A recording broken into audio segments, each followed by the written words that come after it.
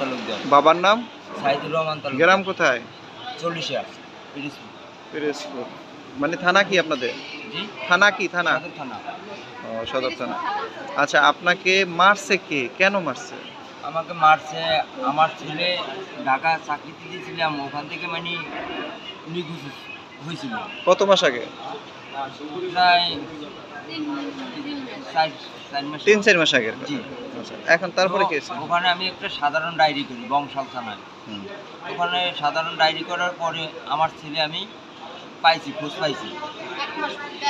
1.5 মাস পরে খোঁজ পাওয়ার পরে আমি যাইয়া আমার সাধারণ ডায়েরি আমি তুলে নিছি। ওইটাকে কেন্দ্র করিয়া আমার চাচাতো ভাই, আমার চাচা, আমি বাজারে যাই, মানে আমাদের সামনে বাড়ির সামনে দোকান আছে, ওখানে গেছি। ওখানে যাওয়ার পরে আমি কেন জিডি করলাম, আমার ছেলে হারাই গেছে, আমি জিডি করতে পারবো না।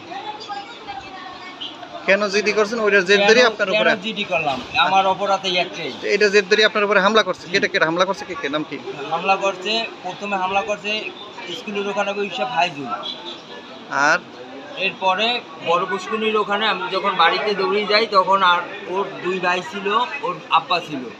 এরা তারপরে দৌড়েই বাইরেছে, বাইরিয়া ওর এক ভাই আমার শেষাটা দিয়ে টানিয়ে নেয় আর 2 জনে মারে, মানে 4 জনে মারছে। তাদের নাম বলেন নাই তো?